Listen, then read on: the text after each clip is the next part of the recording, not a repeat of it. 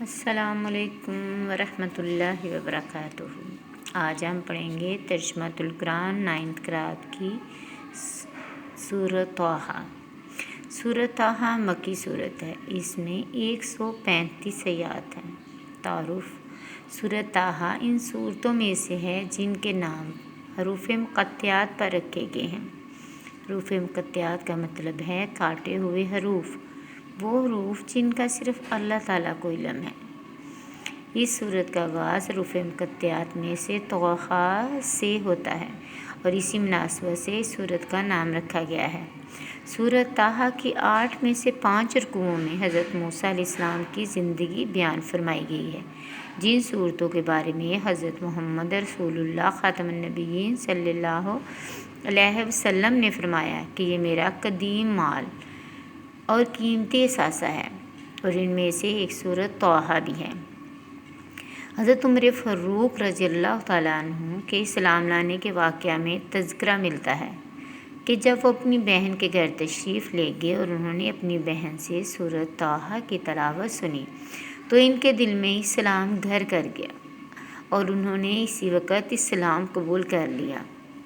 سورۃ طٰہٰ کا خلاصہ حضرت موسیٰ علیہ السلام کا تفصیلی تذکرہ اور پھر توحید، رسالت اور آخرت کا بیان ہے۔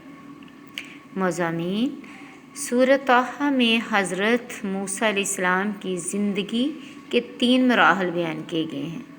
حضرت موسیٰ علیہ السلام کی پیدائش سے مدین ہجرت فرمانے تک۔ 2. مدین سے صحرائے سینا کی طرف ہجرت، صحرائے سینا ہجرت کے بعد سے وصال تک کا دور۔ آخر کے 3 رکوعوں میں توحید، رسالت اور آخرت کا بیان ہے۔ اللہ تعالیٰ کی عظیم قدرتوں اور صفات کا ذکر ہے۔ حضرت آدم علیہ السلام کا تذکرہ ہے۔ آخرت میں نافرمانوں کے برے انجام کو بیان کیا گیا ہے۔ قرآن مجید کا مقام و مرتبہ بیان کر کے اس سے منہ موڑنے کی سزا بیان کی گئی ہے۔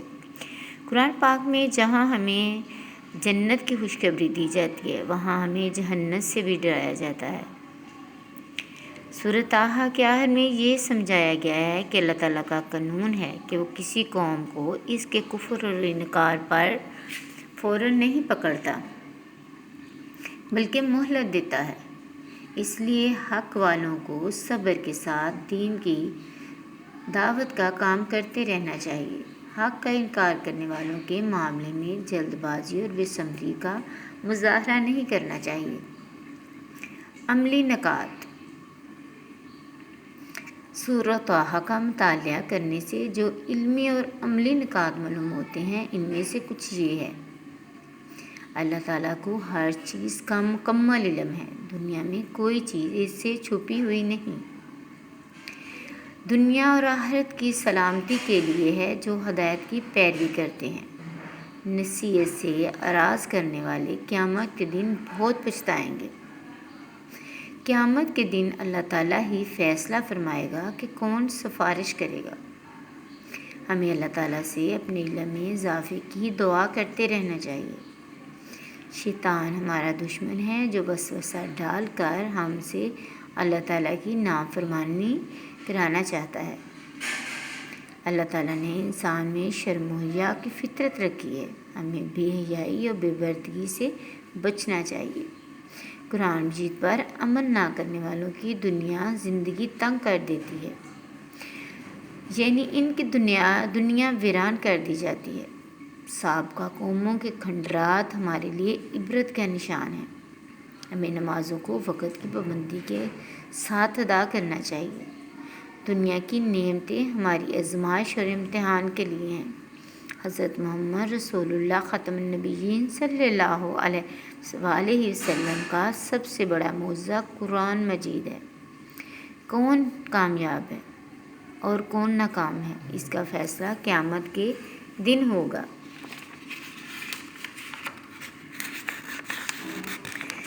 کہ اب یہ سورۃ طٰہٰ ہم اس کی مشق کریں گے۔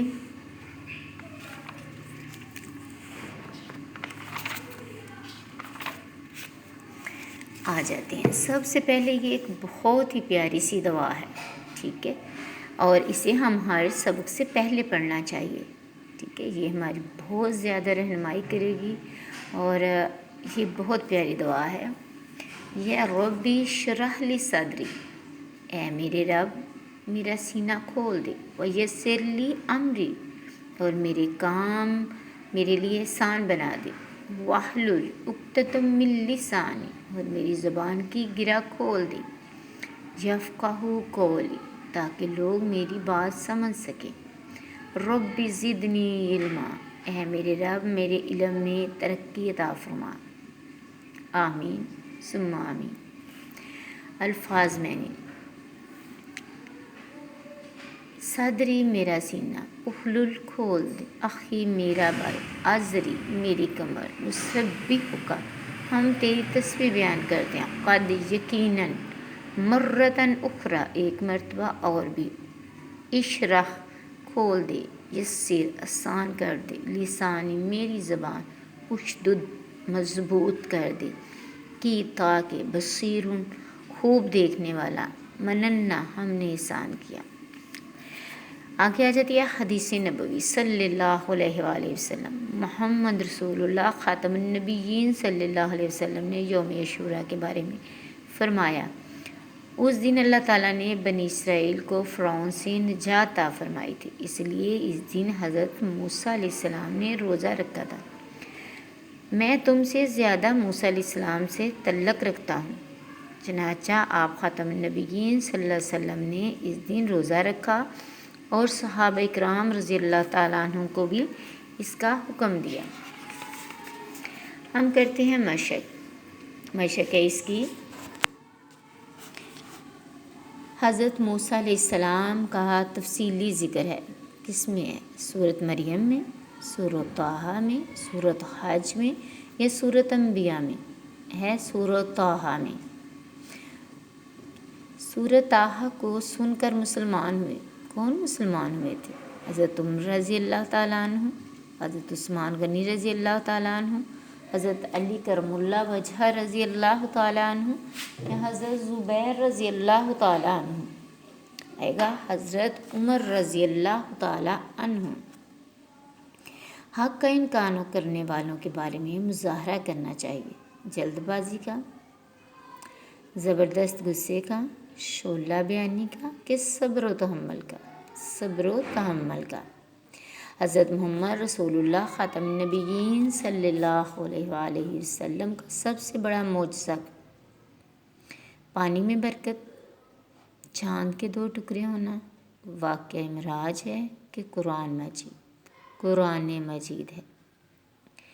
اصل کامیابی کا ہوگا فیصلہ نتیجے کے دن، عید کے دن، قیامت کے دن کہ حج کے دن؟ قیامت کے دن۔ اصل کامیابی جو ہم دنیا میں کر رہے ہیں اس کا فیصلہ قیامت کے دن ہوگا۔ یہ مختصر سے سوالوں کے جواب ہے۔ طٰہٰ کا نام رکھا گیا ہے، کس پہ رکھا گیا ہے؟ سورۃ طٰہٰ ان سورتوں میں سے ہے جن کے نام حروف مقطعات پر رکھے گئے ہیں، ٹھیک ہے۔ اس سورت کا آغاز سورت مقطعات میں سے طٰہٰ سے ہوتا ہے اور اسی مناسبت سے اس کا نام طٰہٰ رکھا گیا ہے، ٹھیک ہے۔ پھر آ جاتا ہے سورۃ طٰہٰ کا خلاصہ کیا ہے؟ سورۃ طٰہٰ کا مختصر سا خلاصہ ہے، تو سورۃ طٰہٰ کا خلاصہ حضرت موسیٰ علیہ السلام کا تفصیلی تذکرہ اور پھر توحید، رسالت اور آخرت کا بیان ہے۔ مختصر سا خلاصہ ہے کہ سورۃ طٰہٰ میں حضرت موسیٰ علیہ السلام کا مکمل تفصیل سے ذکر آیا ہے، پھر اس کے بعد توحید کا آیا ہے، رسالت کا اور آخرت کا اس میں بیان ہے۔ پھر ہے سورۃ طٰہٰ کے علمی اور عملی نکات میں سے 2 تحریر کریں۔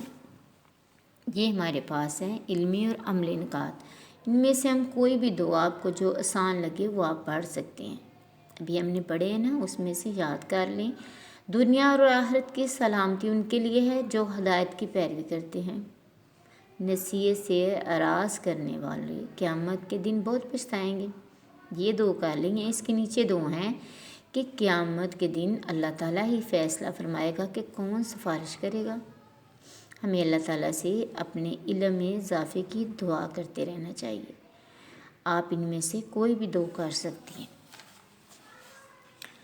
آ جاتا ہے سورۃ طٰہٰ کے علمی عملی نکات میں سے 2 تحریر کریں۔ اس کے بعد آ جائے گا قرآنی الفاظ کے معنی، بصیر لسانی ازری قد اشرح کی مننا، یہ ہم نے ابھی پیچھے پڑھے ہوئے ہیں۔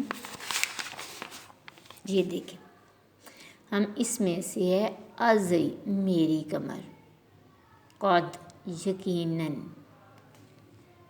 اشرح کھول دے، لسانی میری زبان، بصیرٌ خوب دیکھنے والا، مننا ہم نے احسان کیا۔ اب ہم آ جائیں گے اس کے بعد، یہ ہے با محاورہ ترجمہ ہم نے اس کا لکھنا ہے۔ قال ربی اشرح لی صدری ویسر لی امری واحلل عقدۃ من لسانی یفقہوا قولی واجعل لی وزیرا من اہلی انک کنت بنا بصیر۔ یہ ہمارا یہی پہ آ جاتا ہے، ٹھیک ہے۔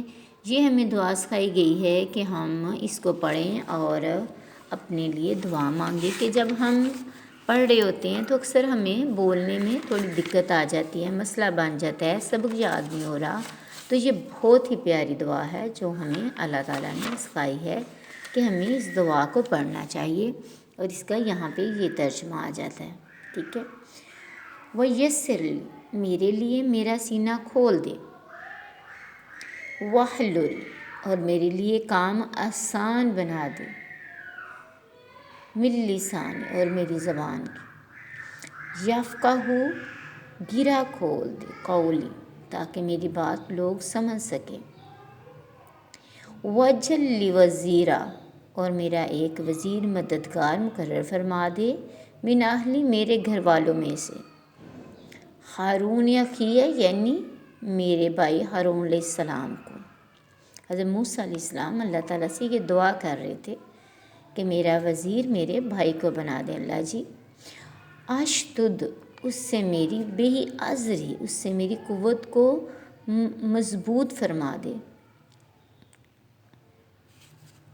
واشرکہ، اور اسے میرے کام میں شریک فرما دے، فی امری، میرے کام میں، کی، تاکہ یکجاں ہو کر، نسبحک کثیرا، ہم کثرت سے تیری پاکی بیان کریں، ونذکرک کثیرا، اور کثرت سے تیرا ذکر کریں، انک، بے شک، کنت، تو ہمیں، بنا بصیرا، خوب دیکھنے والا ہے۔ قال، فرمایا، قد تحقیق، اوتیتا، تمہیں دے دیا گیا، سؤلک، سوال کیا تم نے، یا موسیٰ، اے موسیٰ، یہاں اللہ تعالیٰ موسیٰ علیہ السلام سے کہتے ہیں کہ اے موسیٰ علیہ السلام، جو تو نے ہم سے سوال کیا وہ ہم نے تجھے دے دیا، یعنی حضرت ہارون علیہ السلام۔ وَلَقَدْ، اور بے شک، مننا، ہم نے احسان کیا، علیک، مرۃ اخری، ایک بار اور تم پر۔ یہ بچوں ہم نے مشق بھی پڑھی ہے اور اس کا ریڈنگ بھی کی ہے، اور میں امید کرتی ہوں انشاءاللہ آپ نے غور سے سنا ہوگا اور اس کو اچھی طرح آپ نے یاد کیا ہوگا۔ جزاک اللہ خیر۔ انشاءاللہ پھر نئی مشق کے ساتھ ہم دوبارہ حاضر ہوں گے۔ اللہ حافظ۔